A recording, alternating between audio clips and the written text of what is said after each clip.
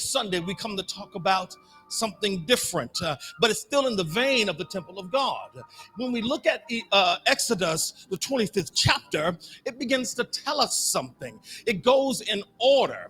Let's go to Exodus 25, verse 10. We're going to read verse 10 through 16, and then 21 and 22. We're going to read it in the New Living Translation just for clarity here. If you're with me, if you have the word, just sit for a second because I want the word to pour over you. It says this: have the people make an ark of acacia wood, a sacred chest 45 inches long, 27 inches wide, and 27 inches high. My goodness, do you see that? And overlay it inside and out with pure gold, and run a molding of gold all around it. Cast 4 golden rings and attach them to its 4 feet, 2 rings on each side. Make poles, verse 13, from acacia wood and overlay them with gold. Insert the poles into the ring at the sides of the ark to carry it. These carrying poles must stay inside the rings, never remove them. Verse 16, when the ark is finished, place inside it the stone tablets inscribed with the terms of the covenant which I will give you. Watch this, verse 21. Place inside the ark the stone tablets. Did we not just read that in the 16th verse? Here it again is again in the 21st verse. Every time God says something more than once, he really means for you to get it. If God repeats himself, he wants to make sure you didn't get it the first time, but you got it the second time. What I love about God is his mercy, because his mercy endures forever. When he says it more than once, he really means for you to understand this is what he means. Place inside the ark the stone tablets inscribed with the terms of the covenant which I will give to you. Then put the atonement cover on the ark, on top of the ark. Verse 22, this is where we're going to land here. I will meet with you there and talk to you. I got to stop. He said, I'm going to meet with you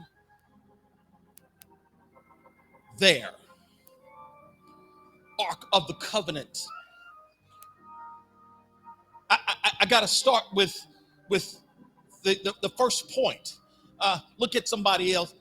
Look at somebody and tell them, you have dimensions. You have dimensions. You have dimensions. What do I mean by dimensions? You are fearfully and wonderfully made. I want that to set in because it's important for you to get that God made you like he made you for a reason. Your height, your depth, your width was designed by God. He made you with dimensions so that he can take you to the next dimension. Yeah. Why? Because he's measured where you fit. My God, he's measured the way that he has made for you, and only you can make it through this particular path. You are here because you have made it. You have made it. The song was so appropriate. Thank you so much. It was encouragement to me. But it also supports the word, because the word says he's made you for a purpose. And if you did not make it through that, you will never make it through this. But you are a survivor because you have made it. Look at somebody and tell them you're a survivor. Yeah. You're a survivor. You're a survivor. But I need you to understand what survivor is, because we don't clearly understand survivor from the perspective of what the word calls it. Yeah. See, the word looked at survivor very differently. We think we survived because we barely made it.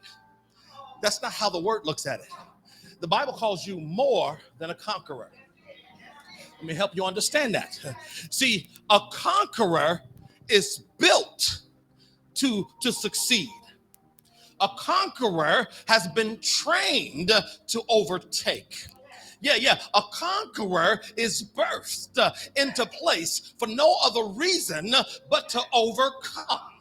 To be more than a conqueror means you was never trained for this. It means that you didn't understand how it was that you made it to this place. And yet, somehow, by the grace of God, he gave you the strength to do what more than a conqueror could do. He gave you the ability to make it. Have you ever wondered how you made it through? I got excited.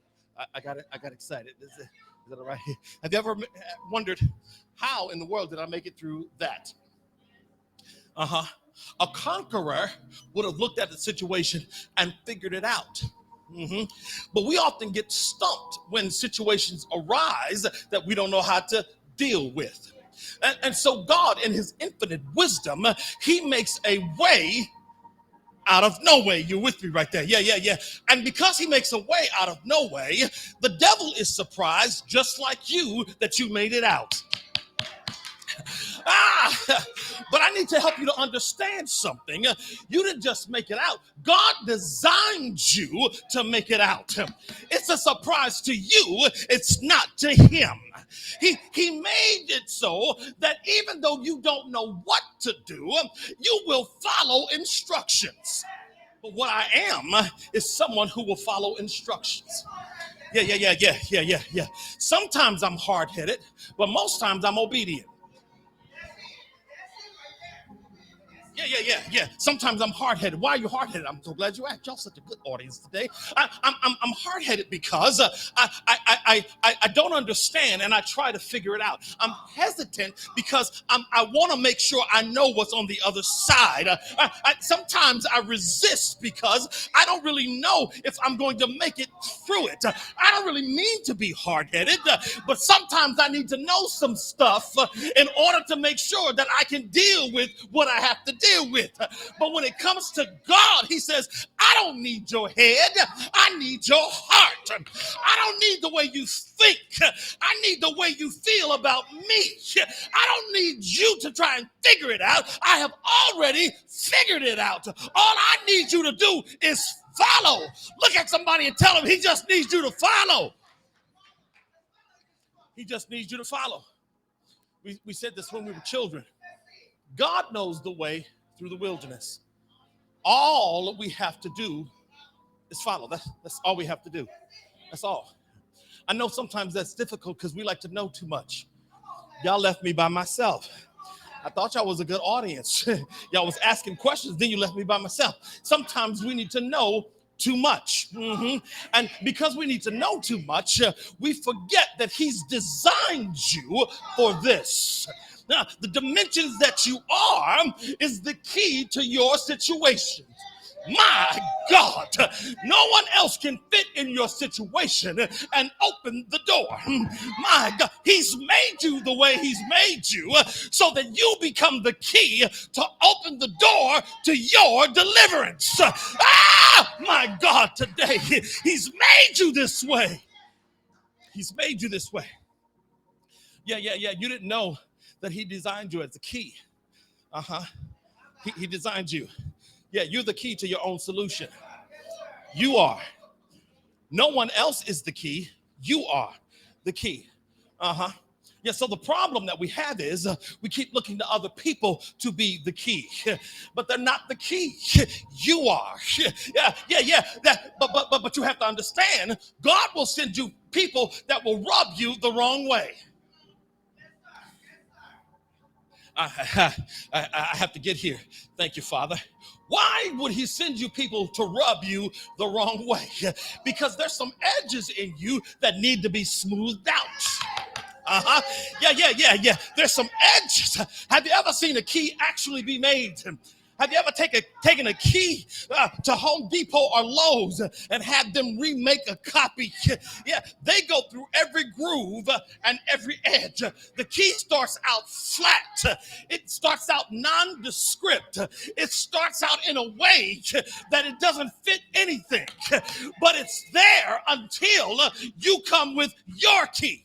And then your key is the model. What is the model for you but God? The Bible Bible teaches us that God is your model and he wants to make you in his image. Somebody ought to put your hands together. You must be made as the solution, as the key to the solution to your own problem. God, acacia wood, acacia wood. I need you to, let's go back to the 10th verse, the 10th verse. It tells us something. Make an ark out of acacia wood. Acacia wood. I need you to understand this is specific wood. It's specific. God called it out because it only grows in dense locations, in desert locations. Maybe you didn't hear that. Let me say that again. It grows in desert locations. What's the purpose of it growing in desert locations? Because it's being tempered to survive the climate.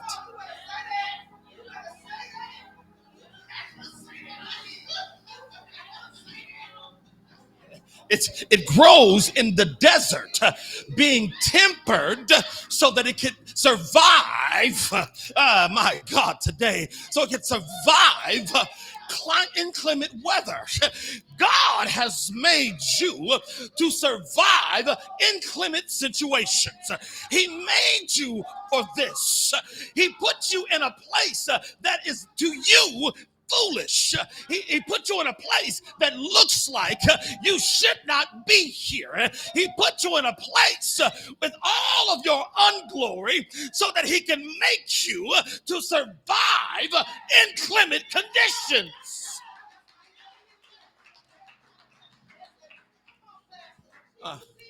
Acacia wood, it's a specific kind of wood. And God says, I don't need this wood to mold when we go through the water. I don't need this wood to give way ever. But I'm not done here, because as I build this ark and it's going to survive the temperature, I also needed to preserve what I'm going to put inside. My God, today, I needed to preserve what I'm going to put inside.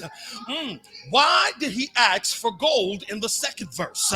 He asked for gold because he knew something about gold that we don't know. We like gold because it's an ornament. Yes, it looks good on us. Yeah, it does. I don't know if you understand what God was doing. When he called for gold, he called it so that it could help to preserve. So he allowed the acacia wood to grow in the desert so that it could survive inclement weather. But then he says, I need you to overlay it with gold, because what I'm going to put inside, it must preserve. Lord have mercy. He says, I need you to overlay it, not just on the outside, but on the inside, because I have a purpose. The purpose means it's going to maintain what I put on the inside. You may not understand why God allowed you to have to go through what you went through, but he already knew you would outlast the situation. He already knew you would outlast the problem. He already knew you would outlast your situation. But he says, I can't stop there. I made you to outlast it. I made you to survive it. I made you to be more than a conqueror. I made you like that. But I also need to overlay you with gold so you can preserve the testimony.